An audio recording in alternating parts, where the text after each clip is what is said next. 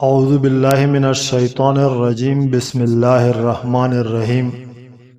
ہرقل شاہ روم نے ان کے پاس قریش کے قافلے میں ایک آدمی بلانے کو بھیجا، اور اس وقت یہ لوگ تجارت کے لیے ملک شام گئے ہوئے تھے، اور یہ وہ زمانہ تھا جب رسول اللہ صلی اللہ علیہ وآلہ وسلم نے قریش اور ابو سفیان سے ایک وقتی عہد کیا ہوا تھا۔ جب ابو سفیان اور دوسرے لوگ ہرقل کے پاس ایلیا پہنچے، جہاں ہرقل نے دربار طلب کیا تھا، اس کے گرد روم کے بڑے بڑے لوگ، علماء، وزراء، امراء بیٹھے ہوئے تھے۔ ہرقل نے ان کو اور اپنے ترجمان کو بلوایا، پھر ان سے پوچھا کہ تم میں سے کون شخص مدعی رسالت کا زیادہ قریبی عزیز ہے؟ ابو سفیان کہتے ہیں کہ میں بول اٹھا کہ میں اس کا سب سے زیادہ قریبی رشتہ دار ہوں۔ یہ سن کر ہرقل نے حکم دیا کہ اس کو یعنی ابو سفیان کو میرے قریب لا کر بیٹھاؤ، اور اس کے ساتھیوں کو اس کے پیٹھ کے پیچھے بیٹھا دو۔ پھر اپنے ترجمان سے کہا کہ ان لوگوں سے کہہ دو کہ میں ابو سفیان سے اس شخص کے یعنی محمد صلی اللہ علیہ وآلہ وسلم کے حالات پوچھتا ہوں۔ اگر یہ مجھ سے کسی بات میں جھوٹ بول دے تو تم اس کا جھوٹ ظاہر کر دینا۔ ابو سفیان کا قول ہے کہ خدا کی قسم، اگر مجھے یہ غیرت نہ آتی کہ یہ لوگ مجھ کو جھٹلائیں گے تو میں آپ صلی اللہ علیہ وآلہ وسلم کی نسبت ضرور غلط گوئی سے کام لیتا۔ خیر، پہلی بات جو ہرقل نے مجھ سے پوچھی وہ یہ کہ اس شخص کا خاندان تم لوگوں میں کیسا ہے؟ میں نے کہا وہ تو بڑے اونچے عالی نسب والے ہیں۔ کہنے لگا اس سے پہلے بھی کسی نے تم لوگوں میں ایسی بات کہی تھی؟ میں نے کہا نہیں۔ کہنے لگا اچھا، اس کے بڑوں میں کوئی بادشاہ ہوا ہے؟ میں نے کہا نہیں۔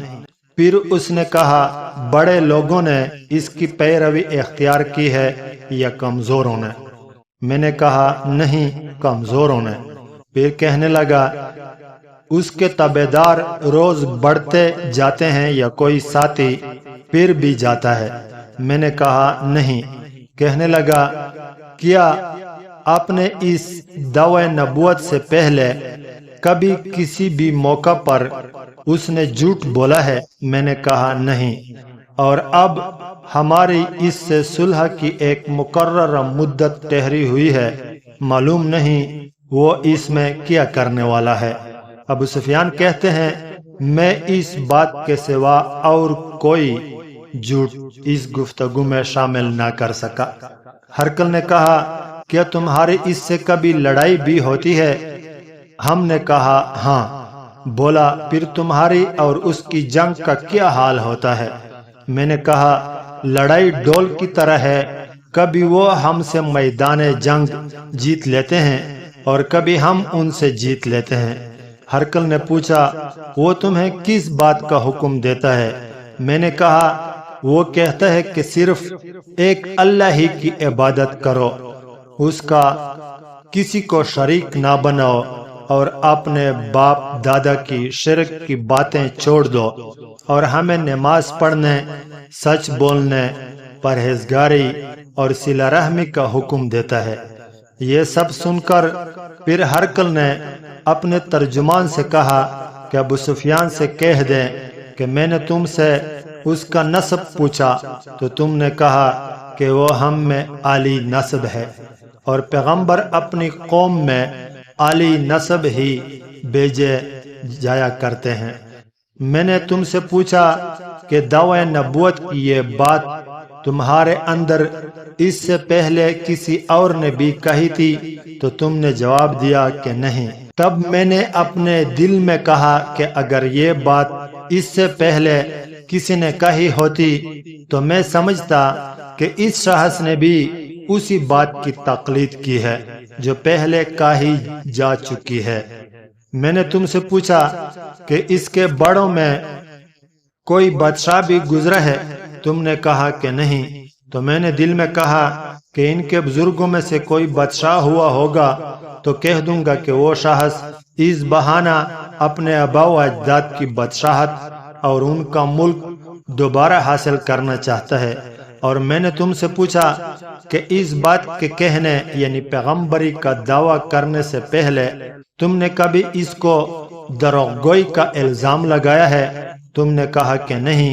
تو میں نے سمجھ لیا کہ جو شخص آدمیوں کے ساتھ دروغگوئی سے بچے وہ اللہ کے بارے میں کیسے جھوٹی بات کہہ سکتا ہے۔ اور میں نے تم سے پوچھا کہ بڑے لوگ اس کے پیرو ہوتے ہیں یا کمزور آدمی؟ تم نے کہا کمزوروں نے اس کی اتباع کی ہے۔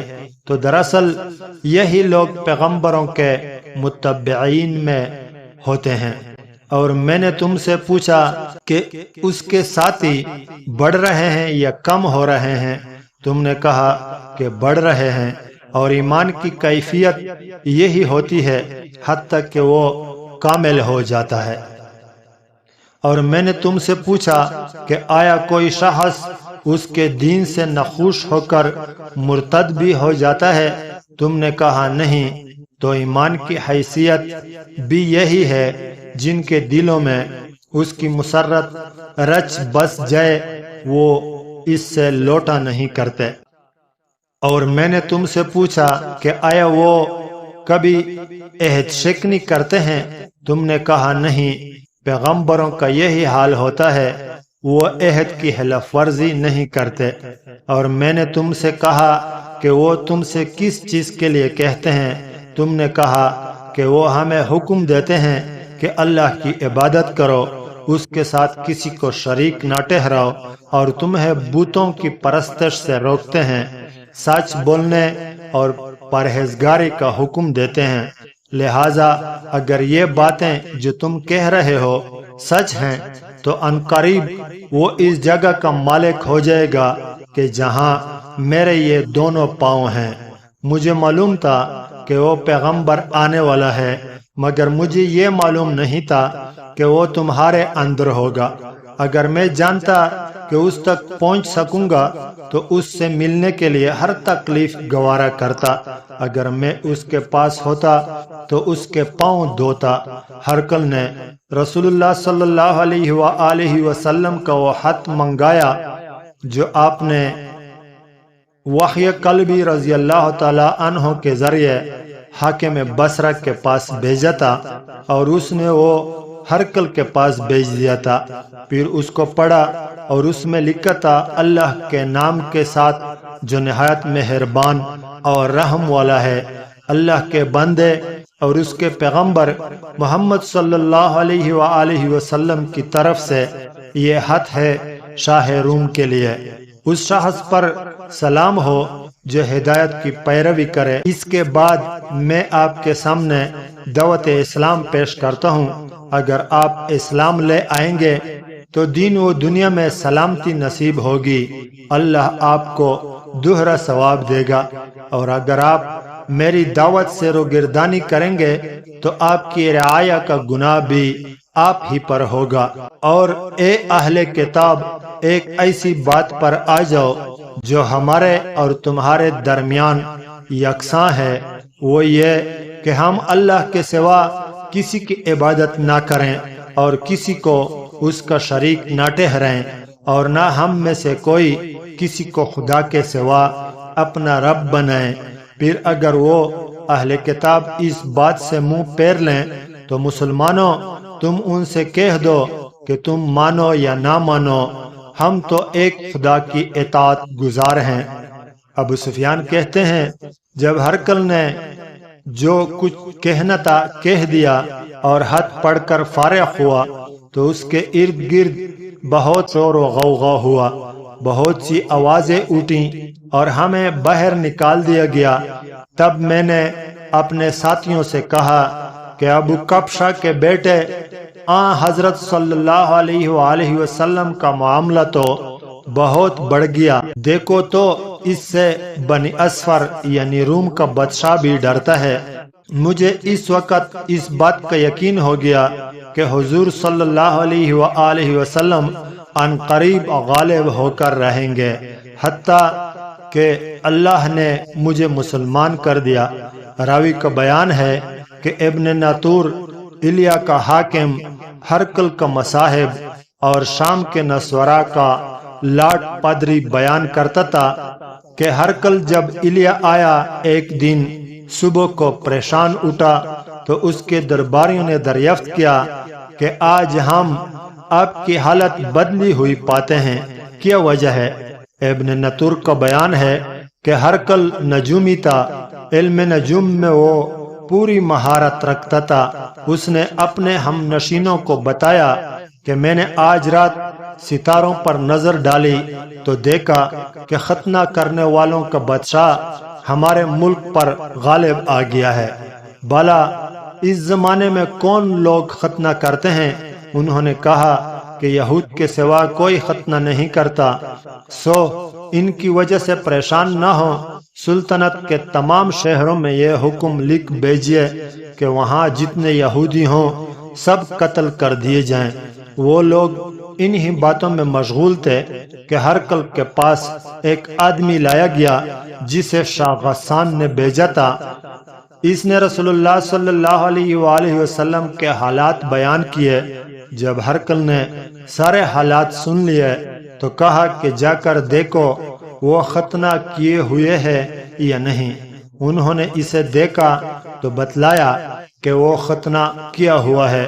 ہرقل نے جب اس شخص سے عرب کے بارے میں پوچھا تو اس نے بتلایا کہ وہ ختنہ کرتے ہیں۔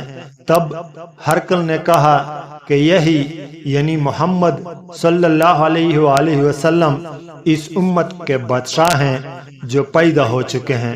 پھر اس نے اپنے ایک دوست کو رومیہ خط لکھا اور وہ بھی علم نجوم میں ہرقل کی طرح ماہر تھا۔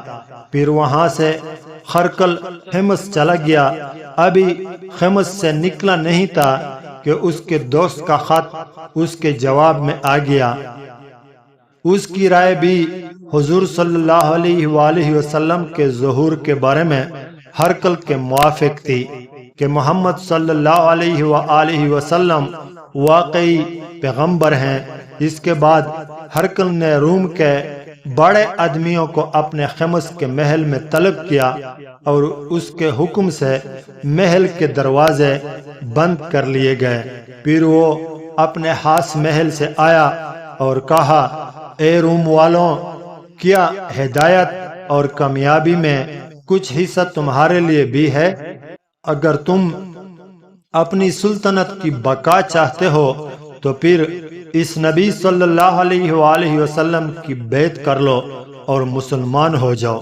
یہ سننا تھا کہ پھر وہ لوگ وحشی گدھوں کی طرح دروازوں کی طرف دوڑے مگر انہیں بند پایا۔ آخر جب ہرقل نے اس بات سے ان کی یہ نفرت دیکھی اور ان کے ایمان لانے سے مایوس ہو گیا تو کہنے لگا کہ ان لوگوں کو میرے پاس لاؤ۔ جب وہ دوبارہ آئے تو اس نے کہا، میں نے جو بات کہی تھی اس سے تمہاری دینی پختگی کی آزمائش مقصود تھی، سو وہ میں نے دیکھ لی۔ تب یہ بات سن کر وہ سب کے سب اس کے سامنے سجدے میں گر پڑے اور اس سے خوش ہو گئے۔ بالآخر ہرقل کی آخری حالت یہی رہی۔ صحیح بخاری حدیث نمبر 7۔